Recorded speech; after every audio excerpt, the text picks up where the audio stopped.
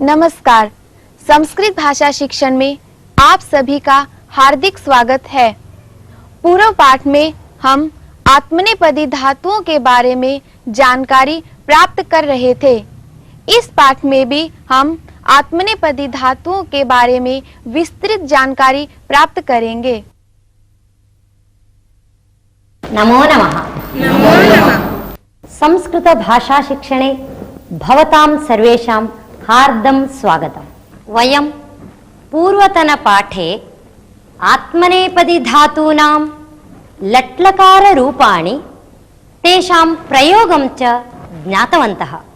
यथा नगरे आपणः विद्यते, हारे नीलमणिः शोभते, शिशुः एधते, रात्रौ नक्षत्राणि प्रकाशन्ते। इदानीं भवन्तः एतादृशानि वाक्यानि वदन्तु। भवती आरम्भं करोतु। पिपीलिका म्रियते। पादपेषु पुष्पाणि शोभन्ते। आकाशे नक्षत्राणि शोभन्ते। आकाशे सौदामिनी विद्योतते। कष्टम् एधते। बालकः वर्धते। एषा लज्जते। शिष्यः शिक्षते। सः कष्टं न सहते। गौरी कासते। भक्तः प्रार्थयते। समीचीनम्। वृक्षः कम्पते। इदानीम् अहं कानिचन वाक्यानि वदामि, सावधानेन शृण्वन्तु। सस्यं वृक्षरूपेण एधिष्यते। आगामिषु वर्षेषु भारतस्य शक्तिः वर्धिष्यते। एषा युवतिः स्पर्धायां स्पर्धिष्यते। एदिष्यते, वर्धिष्यते, स्पर्धिष्यते इत्येतानि रूपाणि आत्मनेपदी धातोः लृट्लकारस्य रूपाणि। एतानि रूपाणि कथं भवन्ति? एतेषां प्रयोगः वाक्ये कथं करणीयः इति अस्मिन् अवसरे जानीमः। इदानीम् एकस्य आत्मनेपदी धातोः लृट्लकारस्य रूपाणि कानि भवन्ति? अहं दर्शयामि, अहं वदामि, भवन्तः अनुवदन्तु। कम्पिष्यते, कम्पिष्येते, कम्पिष्यन्ते। कम्पिष्यते, कम्पिष्येते, कम्पिष्यन्ते। कम्पिष्यसे, कम्पिष्येथे, कम्पिष्यध्वे। कम्पिष्यसे, कम्पिष्येथे, कम्पिष्यध्वे। कम्पिष्ये, कम्पिष्यावहे, कम्पिष्यामहे। कम्पिष्ये, कम्पिष्यामहे, कम्पिष्यामहे। इदानीम् एधधातोः लृट्लकारस्य रूपाणि एतेन क्रमेण वदामः। यथा एधिष्यते, एधिष्येते, एधिष्यन्ते। एधिष्यते, एधिष्येते, एधिष्यन्ते। एधिष्यसे, एधिष्येथे, एधिष्यध्वे। एधिष्यसे, एधिष्येथे, एधिष्यध्वे। एधिष्ये, एधिष्यावहे, एधिष्यामहे एदिष्ये एदिष्यामहे एदिष्यामहे। इदानीं स्पर्धधातोः लृट् रूपाणि भवन्तः वदन्तु। स्पर्धिष्यते, स्पर्धिष्येते, स्पर्धिष्यन्ते, स्पर्धिष्यसे, स्पर्धिष्येथे, स्पर्धिष्यद्वे, स्पर्धिष्ये, स्पर्धिष्यावहे, स्पर्धिष्यामहे। वर्धिष्यते, कंपिष्यते, एधिष्यते इत्यादि लिट् लकार के रूप हैं। आत्मनेपदी धातु के लिट् लकार के 9 रूप कैसे होते हैं यह अभी तक आपने देखा। एतेषां वाक्ये प्रयोगः कथम् इति पश्यामः। अहं कानिचन वाक्यानि वदामि। वृष्ट्यां सस्यानि वर्धिष्यन्ते, आकाशे पक्षिणः डयिष्यन्ते। भारते सर्वेपि संस्कृतेन संभाषिष्यन्ते। शिशवः वर्धिष्यन्ते। महिले वातायनात् वीक्षिष्येते। अहं सत्कार्यं करिष्ये। वयं सत्कार्याणि करिष्यामहे। इदानीं भवन्तः एतादृशानि वाक्यानि वदन्तु। भवान् वदतु। त्वं कुत्र वर्तिष्यसे? करिष्ये वचनं तव। तौ इतः पलायिष्येते। वयं स्पर्धिष्यामहे। वयं संस्कृतं पठित्वा मोदिष्यामहे। समीचीनम्। रुग्णाः औषधं सेविष्यन्ते। आवां लज्जिष्यावहे। वृक्षौ कंपिष्येते। संस्कृतकार्याणि वर्धिष्यन्ते। वयं शान्ताः वर्तिष्यामहे। चोरः भीत्या पलायिष्यते। अहं संस्कृतेन एव भाषिष्ये। लिट् लकार के रूपों का वाक्यों में प्रयोग कैसे करना है यह इन उदाहरणों के माध्यम से स्पष्ट हुआ होगा। इदानीम् अहं लट्लकाररूपसहितं वाक्यं वदामि। भवन्तः लृटि परिवर्त्य तानि वाक्यानि वदन्तु। यथा वृक्षः वर्धते, वृक्षः वर्धिष्यते, शिशुः एधते, शिशुः एधिष्यते, वृक्षौ कंपेते, वृक्षौ कंपिष्येते। एवं प्रकारेण भवन्तः परिवर्तयन्तु। छात्राः मोदन्ते, छात्राः मोदिष्यन्ते। बालकः वन्दते, बालकः वन्दिष्यते। अहं नगरे वर्ते, अहं नगरे वर्तिष्ये। निर्धनः कामयते, निर्धनः कामिष्यते। निर्धनः कामयिष्यते। पुनः वदन्तु। निर्धनः कामयिष्यते। शिष्यः शिक्षते, शिष्यः शिक्षिष्यते। एषा लज्जते, एषा लज्जिष्यते। गौरी भाषते, गौरी भाषिष्यते। कर्मकरः सेवते, कर्मकरः सेविष्यते। सस्यं वर्धते, सस्यं वर्धिष्यते। सस्यानि वर्धन्ते, सस्यानि वर्धिष्यन्ते। वयं संस्कृतेन भाषामहे, वयं संस्कृतेन भाषामहे, भाषिष्यामहे, भाषिष्यामहे। कष्ट कष्टम् एधते कष्टम् एदिष्यते सुखानि वर्धन्ते सुखानि वर्धिष्यन्ते अहं वर्ते अहं वर्धिष्ये अहं वर्तिष्ये वर्धिष्ये आत्मनेपदी धातोः लृटिरूपाणि अपि भवन्तः ज्ञातवन्तः, तेषां प्रयोगमपि ज्ञातवन्तः। आत्मनेपदी धातुओं का वर्तमान काल से भूतकाल में परिवर्तन करने का अभ्यास अभी तक आपने देखा। इदानीम् अहं कानिचन वाक्यानि वदामि। कस्मिंश्चित् ग्रामे कश्चन सन्यासी अवर्तत। श्रीरामं दृष्ट्वा सीता अलज्जत।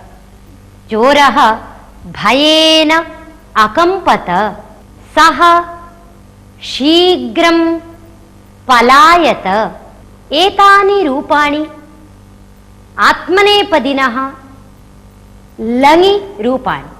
अत्र अवर्तत, अकम्पत, अलज्जत एतेषु रूपेषु अकारः श्रूयते। यथा लटि कंपते, लङि अकम्पत, लज्जते अलज्जत, वर्तते अवर्तत।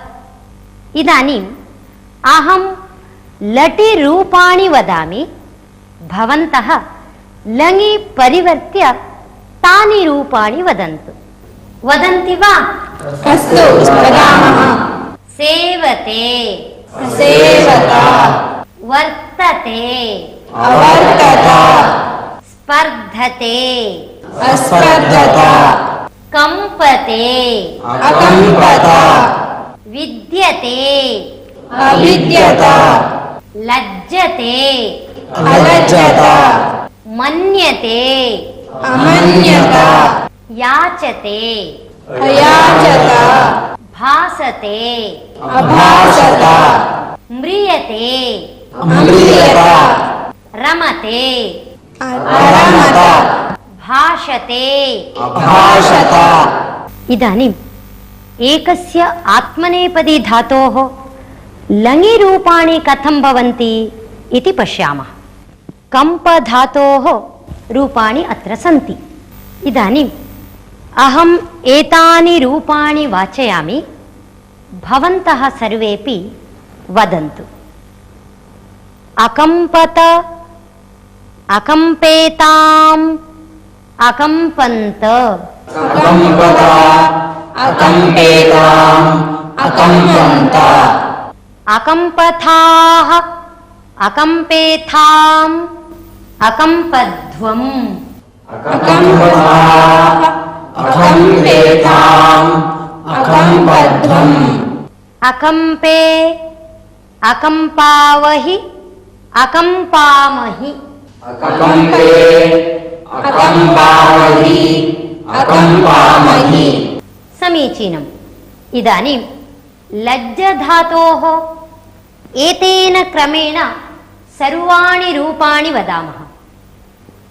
अलज्जत, अलज्जेताम्, अलज्जन्त, अलज्जत अलज्जेताम् अलज्जन्त अलज्जथाः, अलज्जेथाम्, अलज्जध्वम्, अलज्जेताः अलज्जेताम् अलज्जध्वम् अलज्जे, अलज्जावहि, अलज्जामहि। अलज्जे अलज्जामहि अलज्जामहि। समीचीनम्। भवन्तः इदानीं रूपाणि सम्यक् ज्ञातवन्तः। इदानीं भवतां मध्ये एकः एका वा यस्य कस्यापि धातोः नवरूपाणि अपि वदति वा? अस्तु अहं वदामि। वदतु। अवर्तत, अवर्तेताम्, अवर्तन्त, अवर्तताः, अवर्तेताम् अवर्तद्वम् अवर्ते अवर्तावहि अवर्तामहि। भवान् वदतु, अन्यस्य धातोः रूपाणि वदतु। अभाषत अभाषेताम् अभाषन्त अभाषथाः अभाषेथाम् अभाषध्वम् अभाषे अभाषावहि अभाषामहि। समीचीनं। भवन्तः आत्मनेपदिनः लङि रूपाणि सम्यक् ज्ञातवन्तः। एतेषां रूपाणां वाक्ये प्रयोगः कथं करणीयः इति अग्रिमेषु पाठेषु ज्ञास्यामः। आप जानते ही हैं कि भूतकाल के अर्थ में लंग लकार का प्रयोग किया जाता है। आत्मनेपदी धातु के लंग लकार में अवर्तत, अमन्यत, अकंपत इत्यादि रूप बनते हैं। लंग लकार के 9 रूपों का परिचय अभी तक आपने प्राप्त किया और इन रूपों का वाक्यों में प्रयोग कैसे किया जाता है यह भी अभी तक आपने देखा। वयमिदानीम् एकं सुभाषितं शृणुमः।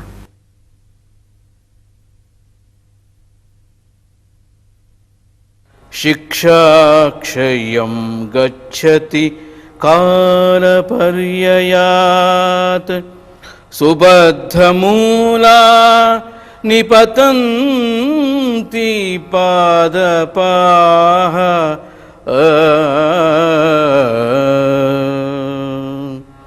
जलं जलस्थानगतं च शुष्यति जलं जलस्थानगतं च शुष्यति हुतं च दत्तं च तथैव तिष्ठति हुतं च दत्तं च तथैव तिष्ठति।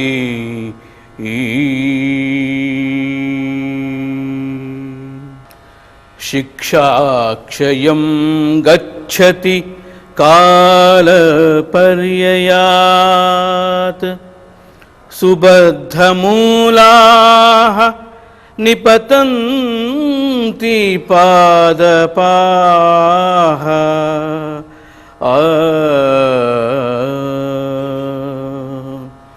जलं जलस्थानगतं च शुष्यति हुतं च दत्तं च तथैव तिष्ठति हुतं च दत्तं च तथैव तिष्ठति। श्रुतस्य सुभाषितस्य तात्पर्यम् एवमस्ति। समीचीनतया शिक्षणं दत्तं चेतपि गच्छता कालेन तत् शिक्षणं नाशं याति। वृक्षाः बहुकालं जीवन्तु इति सुबद्धमूलाः क्रियन्ते। ते च वृक्षाः गच्छता कालेन निपतन्ति एव। जलस्य संग्रहणं भवतु इति जलस्थाने तस्य संग्रहणं क्रियते, तथापि तज्जलं गच्छता कालेन शुष्यति एव। किन्तु होमरूपेण यत् समर्पितं, दानरूपेण यत् दत्तं तद्वयमेव चिरकालं तिष्ठति। सुभाषित का अर्थ समय अनुसार अर्थात समय की गति के साथ शिक्षा भी क्षीणता को प्राप्त हो जाती है और सुदृढ़ जड़ वाले पेड़ भी प्राकृतिक कारणों से गिर जाते हैं। जल से परिपूर्ण तड़ाग आदि भी सूख जाते हैं, परंतु याग आदि में होम के रूप में जो दिया जाता है और दान, उनका कभी भी नाश नहीं होता, वे सर्वदा शाश्वत रहते हैं।